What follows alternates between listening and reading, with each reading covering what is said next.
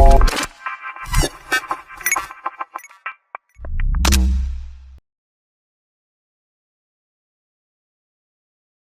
and welcome to TAL Radio. At TAL, we connect those who are willing to give to those who are in need. And as I always say, that giving is not an easy thing. The biggest giver in this world, I'm sure everybody is going to agree with me on this, are our parents. They not only give us life, they care for us. They are our advocates even when we do something wrong. They are like warriors to us. They teach us everything. And today I have one very dynamic and one very special couple who've been a warrior, who've been a caregiver, and certainly who've been the biggest teacher of their wonderful son, who is a lovely poet today, Vikram. So let me welcome Anilji and Bobbie ji. Anilji and Bobbie ji, thank you so much for being on TAL Radio with us. Welcome to TAL Radio. Thank you for Thank having you. us. Our pleasure. Thank you so much for your time. And especially when I was told that, I would be hosting this podcast, I really thought it's a blessing for me because it is something going to be very inspiring and very meditating in nature. To know you, to know your journey, to know the journey of Vikram, what he was and what he is and what he has been like while in the growing up year. So just give us a little brief and a background about how are Vikram's growing up year. Because I know, raising a child with autism is certainly rewarding, but it comes with challenges, extraordinary challenges. So how did the journey begin? Oh, it does. Yeah, thanks for that beautiful introduction. Yeah, so Vikram is now 32 years old. He was born in 92 in Bombay and then born a regular child, full delivery, everything normal. Blessed to have a boy, and we were so happy. And I think it's when he was about a year old, we started to realize that he hadn't spoken and there was not much communication going on. There was just sounds, but everybody said children talk late, and that's not a big deal. But then at about 2.5 years old, we traveled to Bangalore to figure out what's going on, and we got this diagnosis of autism. And honestly, we didn't know what exactly it entailed. But then things started to get a little more serious, and we had to take care of him a lot. And so we moved to the US to figure out answers for this whole autism spectrum disorder, as they call it today. We dived into the deep end. The school system was supportive, the regional centers were supportive. We had about 12 hours of therapy every day, literally. But then what kind of undercut the whole process was his seizures. He used to get over 200 seizures a day, and that all our focus went into how do we handle that issue of his. We looked back towards India because none of the allopathic treatments were working. The anti-epilepsy drugs were not working for him. And Siddha Ayurveda is what helped us. It's a long story, but we relied on Siddha, changed his diet, and had to go through the whole process. And within about 4 months, his seizures dropped to less than 10 a day. And the school actually asked us to stop wearing all of these devices which were protective. It was a combination of applied behavioral analysis therapy. And then we came back to Dubai, and we continued in a special school, but they did their best, but there was no real breakthrough happening until the age of 27 when we heard of RPM, which our daughter introduced to us. And there was a lot of talk about RPM, and we had tried everything, or so we thought. And we gave RPM a whirl, and we spent about 6 months in Atlanta, and that was a breakthrough for us. And that's when he started to communicate for the first time in his life. He had never spoken a word, never communicated a word. He was written off as somebody with very little intelligence. So fast forward from 2019, we sat down with him and started working on his communication skills, first on a communication board and then on an iPad. And he started writing poetry about 3 years ago. And what we realized is he's got intelligence, he's got excellent communication skills, he's got a vocabulary that's stunning, and he's a boy with immense philosophical ability to express in very few words beautifully what his thinking is and what he thought of the world. So that led to his book Cacophony of Silence being published about a month ago, which is doing very well on Amazon. And it's to be noted that the publishers Havakal actually approached us, and they're a traditional publishing house. So that's a quick flashback to Vikram's journey up to this point. Wonderful and very inspiring. But you mentioned something about RPM. And for all the people who just tuned in and probably listening to us for the first time and who really do not know what is RPM, I'm sure everybody is going to Google it after this. But if you could just give us a little brief that what does RPM stand for? And is it like a therapy or is it like, or maybe some kind of medic? What exactly is RPM? Yeah. The full form of RPM is rapid prompting method, and it is a form of therapy. It's been discredited a lot, and that's why we never tried it out before the age of 27. And it's basically the first thing is you presume competence when you start RPM therapy. The therapist presume competence in the child, which we were not, and none of the other previous therapists or doctors or anybody, because externally their behavior kind of is very misleading. It shows that they're not intelligent. But RPM therapists presume intelligence, and then they start at the age level of the child, asking questions and going through these lessons with them. It starts with a very basic board, a stencil board that's about A4 size, and then the child points with one finger. Initially, there's a lot of prompting. Probably that's why it's called rapid prompting, and then gradually it fades out, and the child, it's most of our kids have fine motor skill issues, apraxia, so they're not able to move their body. So this kind of gets started with a gross motor where your finger goes to the letter, and then gradually they start getting better at it. And yeah, so we tried it out intensively for 6 months, and initially you don't see success. Many of our kids do not, and that's when you tend to give up. But we decided that we would not give up and keep trying. Most parents think that, in fact, Inish, we thought that it was absurd that the therapists were talking such, high level stuff when we thought he did not even know the basics. But that's how it's done. And then you see progress. That is so wonderful. So, Bobby, and Anil, when do you realize that Vikram has got some, special abilities to express himself through writing? And when he did for the first time, what was it like? Well, to be honest, we did not have any expectation. So when Like we every mother, I would say, in the world would say for their kids.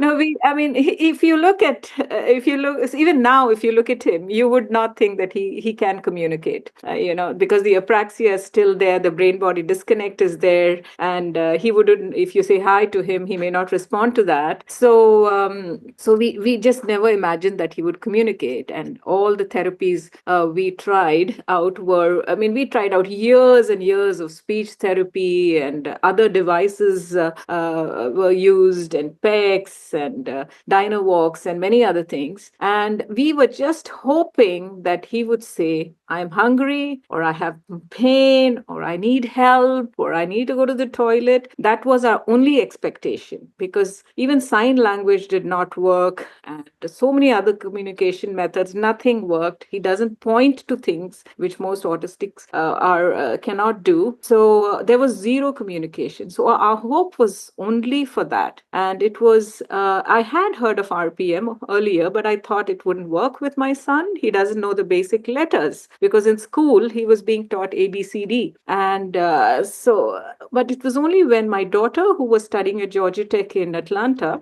she met this boy and she sent us a video of her interaction with him. And there, externally, he looked very much like my son, but he actually communicated with her, and he mentioned how his body was not listening to him, and it gave people the feeling that he was ignorant. So that was a turning point for us. When we saw that, we thought, what if Vicky is like him? So Anil and I just dropped everything we were doing. We took a 6-month sabbatical. We flew down to Atlanta, where our daughter was studying. And then from day one there, we started intensive therapy, because he was 27. So this was our last, probably our effort at, seeing that if something would work. And fortunately, it worked. And while we were expecting him to say, Mom, Mom, I'm in pain or something, out came all these beautiful, deep thoughts. Intellectual things. Yeah, yeah, yeah. So it was the first letter, so probably the first thing that he ever wrote to you. So Uh, we had gone to Austin, Texas, to meet this lady Soma Mukhopadhyay, who's the founder of the RPM methodology, and we were so surprised. And we tried to tell her that he's not very intelligent, or etc. etc. She just assumed that he was a full 27-year-old, and she said, "Vikram, what do we do? Do we do poetry or do we do prose today?" And we were like shaking our head and saying, "Come on, this can't be true. She doesn't know at all." And he typed Poetry, which is in itself quite a difficult word. And we said, no, that can't be true. And he said, what does poetry mean to you? And he wrote rhyming, RHYMING. And that was like the first, wow, that's really him. But until he started typing properly, we were saying this is all some kind of a trick being played on us. But No, I'm then after sure that, yeah, And I you must remember, have been swept off your feet. yeah. absolutely. And then with one of the therapists, he looked at me and he wrote, Mom, don't stop loving me and pushing me the way you do. I love you. And Lovely, lovely. That is we were in tears. incredible to hear. And I'm sure you must have been like flying in the sky listening Absolutely. to such wonderful and strong words. Very, very strong Absolutely. words from him. So just, tell us something about since he's gotten into writing, what kind of effect has poetry had on his emotional and mental well-being, this beautiful journey that he's having through writing? Yeah, I'll use Vikram's words here. Bobby, you want to go with it? Yeah, Vikram wrote something, so it better explains probably his what his thoughts. He's mentioned poetry is my language, harmonizing my vivid thoughts and dreamy aspirations to energize a call to action. Poetry has always represented society and its longing for a connection with the true essence of humanity, feeding its readers with the power to inspire and influence history. I would like my work to feed that passion for positivity and compassionate expression through action. These are his These words. are his words. So My that answers God. you. Right, very succinct, and he's very to the point. So much. I mean, especially, listening to these words, I really feel like you're reading some book, novelist from 18th or 17th century, maybe Leo Tolstoy or someone like Yeah. that who would use such heavy words. True, Yeah. true. So wonderful. So, Anil, you just mentioned about one of the books, one of the Vikram book which has been launched. So, how did that compilation happen? And did he really do it himself, or did you ask him happen, or how did it all come together in the form of a book? So he had written about 60 poems, and when we were in Bangalore for a while, there was this glasshouse festival led by this lady Rugmani and a whole group of troopers who are into poetry. And they heard his poetry, and they called of sort of invited us to present his poetry. So we presented at the Glasshouse Festival, and they were like, "Wow, this guy has got some talent." And then there was another poetry festival, which was a larger scale again in Bangalore, and there were poets from all over who had come to present their work, and Vikram was featured as one of the special poets out there. And one of the poetry who writes Rajoshi Patronobis, who saw his work, said, "Man, this guy has to get out there." And then when we were in the US about 2 months ago, he just called us and said, "Hey, listen, I've talked to a publisher, Havakal Publishers, and Kirti is very keen to see if we can get this book out there." And we just compiled most of his poems, sent it over to them, and they said, "Let's go for it." The expression that they use is, we do not want his any empathy or any sympathy for who he is. His poetry stands apart by itself. That itself is a work of intense imagination, and the compilation should stand on its own. And within a month, the book was out. Amazing, guys. That's wonderful. I'm sure the book is doing pretty well. And if people really want to go out and buy it, is there a way they can? I'm Amazon.in, Cacophony of Silence by Vikram Kumar, and it's about 350 Indian rupees, about $15 on Amazon US. That's wonderful. So, everybody who's listening to us or watching to us right now, you know what to do. All right. So, moving on, what makes like Vikram's perspective of writing so unique? Like, especially the patterns, the thought. Like, is it because of the life that he has had or the surrounding? Like, what do you think he really reflects in his writing? Um, Yeah, what, see, so many of us in a situation like him, I mean, lesser situations would complain about life. But Vikram is, despite not being communicating for 27 years, he was very, very positive, and he never even now writes, "Why me?" So, in fact, when I asked him, after he started communicating, I asked him, "Did you ever think that you have any hope of your thoughts being heard?" Because none of us thought you could communicate. And he said, "Yes, I had hope because I knew you would never give up on me." So that made all our Exactly. years of effort, worthwhile. And yeah, so his poems, some of us, I'll just read out some of his lines that Sure, portray please. his positivity and his maturity. He's very, very mature. So I'm just a few lines, not the entire poem, but one that really stands out is he's written, "Infinite possibilities keep my feathers flapping." Yeah. And there's another one, "I close my mind's darkness to seek my light within." I got. Is he a painter too? I really feel so. Is he a painter too? That's the apraxia. The motor skills come in the way. Maybe deep inside he is, but Yeah, because that's how, artistic people behave. It's That's like yeah, they're true. not yeah, for the normal world to Yeah, understand. yeah, yeah. yeah. And yeah, there's another one where, most of us think, or we know that he's lonely, he doesn't have any friends, and because, obviously, but there's a beautiful poem he's written called "Aloneness, My Friend," which portrays that, his how beautiful his thoughts are despite being alone. So he writes, "Alone but not lonely, entombed with the richness of thoughts, conqueror of timeless battles, where thoughts emerge victorious over loneliness." Okay. So, It's and hard for me to grasp at the moment. yeah. I'm sure people who are listening to us right now go and watch us also. You can see our expressions there. And another beautiful thing he wrote, it's not part of his poetry, but he just said, "One lesson learned is that I have no choice but to be my best friend and accept that my situation could be worse if I focused on what I am not."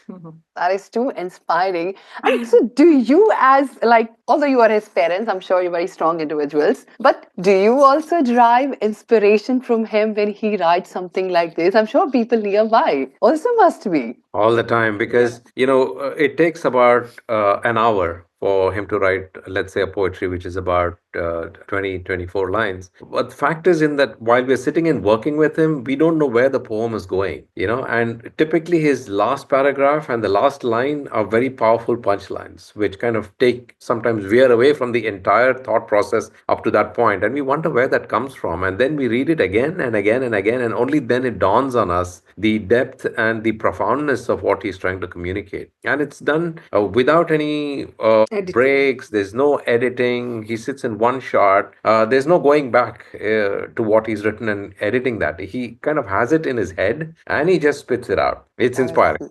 And it takes us a few reads for us to figure out what he was really trying to say. yeah, Yeah. just like the true artistic people, I would say. Right, You don't right. understand their work at Yeah. once. Correct, Yeah. correct. And when you look at his positivity, despite what he's going through, all the problems we face in life are so minuscule. And so then we say, what the heck are we worrying about when, so that way he inspires us. Yeah. I'm sure, and the energy he must be, giving out to the universe and to your family, it must be simply amazing. So here comes my next thing that I really wanted to know. When I read your blog, Anil, about, that my son was locked in his body for 27 years, but he's free now. So what changes have you seen him before writing when he was locked, and now when his feathers or when his body, mind, and soul, everything is unlocked? What kind of changes have you seen in him personally? So here's the whole seismic shift that happened. Up to that point, it was just baby stuff that he was listening to. We tend to treat people who don't communicate as very low in intellect, which the experts told us he was. We started evolving as people and how we dealt with him. So, as Bobby said earlier, the presumed competence and the age appropriate intellect is something, the cognitive intelligence is not something that had crossed our mind.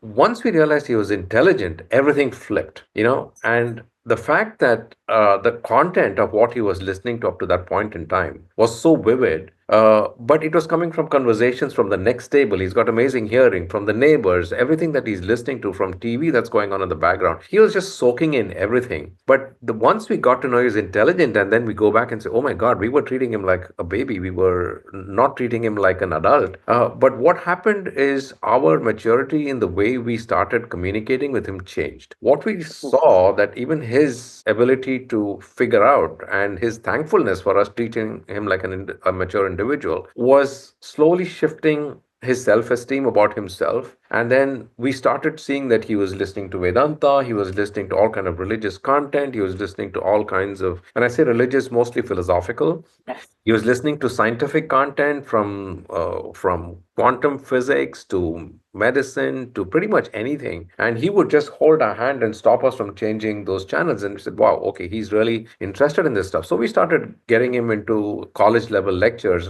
Great Courses is a great content provider, and these are all lectures from college professors. And then he just devoured this Vedanta Society talks, Chinmayananda, and the Gita and the YouTubes. He loves listening to all of that. So what we realized is the poems started to reflect what he was listening to, and some of it that he talks about, he understands fairly deep level of the quantum world with the philosophical world, and space, time, the realm of what happens in between all of that, the soul, and these are very sensitive subjects. But the fact is that we realized that he was far more mature than we had ever assumed that he was. And that was a big change in our treatment of him as a person and his reflecting that back to the world through his poetry. And I really admired when you said, that, it's like he was very happy that you started treating him like an adult, like a grown up eventually. Absolutely. That was one of the basic contexts that RPM provided us. So it was from like Bani to Deepak Chopra.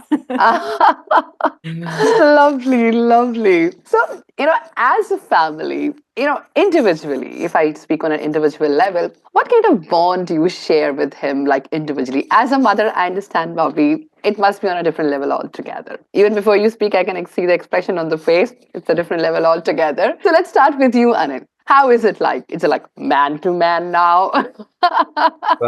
Yeah, some of it is. How much ever you try and change this tone of your talk, we sometimes still go into baby talk with him. But what we started doing was whatever I'm listening to, I have this habit of listening to podcasts and YouTubes, and whatever I'm listening to, we just have a conversation about it, right, in a very mature tone, and say, this is what I thought. Maybe you have a different opinion, Vikram. We don't get any feedback from him. But the fact is that now we realize that this guy is soaking in everything that is being thrown at him. So while I can say man to man, the discussions have become very regular and normal that you would have with another person. But he's still our son. He's still our baby, and he is capable of such deep emotional connections. When he just comes and sits with us, we see the purity of the soul within him sometimes, and we just see this is not just a person. This is a very, very divine soul sometimes that is come into our lives. And both of us are not very hardcore religious practitioners or anything, but we just see the divinity that just comes through from a very deep part of who he is, from his inner consciousness of who he is. Lovely. And now, Bobby, over to you. And I'm sure you'll have thousand things to say, but maybe figuring out how to say. No, it's kind of more, I don't know what to say, but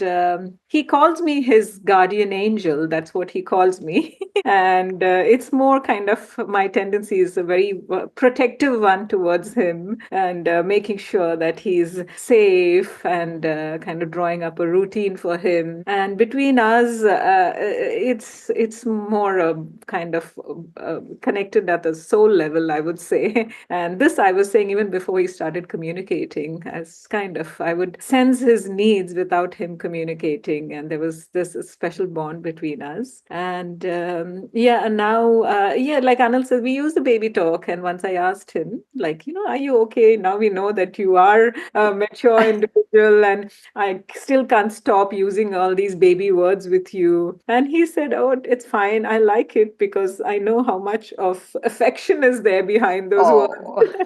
Oh, I must add this. Yeah. Bobby has been a warrior who's never given up, meaning most of us would say there's not much. We've tried everything. But she's given up her career. She's literally put down everything and just focused on Vikram. Since the day we got the treatment, the diagnosis of autism. And he realizes that. And he's deeply, deeply grateful for what Bobby has done for him. And it's not small the way he always is, never misses a moment to tell mom how much he loves her. imagine normal people like us. I mean, mundane people, not just no, mundane people like us. We only don't thank people. Yes, Forget he's about. Yeah, that's what I'm saying. That we very, forget to very. thank people. It's like, oh, you owe it. It's like they owe it to us as if we really behave like that. Most of the time, at least we do. No, he's Yes. deeply grateful, especially to his mom. And once I told him that, I've waited for 27 years to hear you say the word mom or call me mom. And ever since he heard me say that, every sentence with me starts with mom. He doesn't, sometimes he starts it, some sentence, he deletes it and he goes back and says mom. Oh, I need to add that. That's wonderful. And what is his relationship with his younger sister, Jilka, I believe is her name, That's if I'm right. not wrong. Yeah. Our So what? daughter, yeah. Yes. So how is their bonding, and how is that changed over the time now? Like, is she still the bossy? Because I remember reading in the blog that she would be like, I am the Yeah. older one here. But how have the role flipped now after the RPM therapy? Now when he's become a writer also, or is it like no, still the same? No, Jellica's she was the reason why we went to Atlanta in the first place, and he recognizes that. But he she was born about 7 years after Vikram, despite all doctors' advice. And we had her as this sunshine that came into our lives. Her name is Jellica, which means sunshine. But then she's extremely protective and has been since they were young. She kind of took over the elder sister's role from a very young age. And while he can get a little aggressive with us, or if he's a little unhappy with us and he shows it with his sister, he's far more gentle, and they just bond at a very different level. And she's set up her own company to help people like Vikram, and she's never given up on him, and trying to do as much as she can whenever she gets time. And that's the reason we're here in San Francisco, so that they both get some quality time together. Yeah. Lovely. You covered it. No, yes, from you as well. If you could just throw in some light, if you would like Yeah. to add in something. I think he's covered it. It's they have a. We're so happy that he has somebody who kind of understands him, because it's very, very difficult for any other person looking at the expression on his face and his gestures to really know that he is understanding. So she is one person. Even when we were in India and she was here, they would have hour-long conversations. It's a one-sided one, a monologue, but he would sit and listen, and she would talk, knowing fully well that he was understanding every word of it. So that's something that kind of it's a blessing to have at least one person in your life Lovely. who That you understands. can really share a lot Yeah. of things, because most of the time siblings share a lot of things which they don't even tell it to their parents. I'm sure True. it's Yeah, the same with them. I'm yeah, sure. I'm sure. Yeah. Lovely. And so, what is that one advice that you would like to give it to the parents who are going through a similar situation like you've been into? What is that one thing that you would like to tell them? So, if Vikram were to share one message with the world through his writings, he'd written this to parents and the world out there. It's a very large statement. I'll read it out. Disability is a cause for divisiveness that's ruled by greed and ignorance, when it actually provides opportunities for love and universal acceptance. Most of us have disabilities we may not recognize, but live with it, accept it, and embrace it in the world that we all singularly are a part of. So he's all about Found. everybody has some challenges, everybody has a disability, but accept it and embrace it, and let the world embrace that. True. And I'm so glad that finally, at least, I'm not sure about other countries, but at least in India, we used to have the word called Viklang in Hindi, but now it is Divyang. It was disabled, but now it is specially abled. We call them specially Right. abled. Right. These That are they the, are. yes. All of them have some blessings. Yes. So I'm so glad that we have come to that stage in our world today, at least as a country. Also, we have reached that stage that we have started recognizing that these people are specially able. There's nothing disabled. We are probably disabled in front of them. Very true. Very true. Yeah. Lovely. Thank you so much, Anil and Bobby. And before I let you go, any parting words? At least say my hi to Vikram. This is from my side, but from your side, anything that you would love to for our audience? So, two things that he said in his words, two messages that we have distilled from everything he said.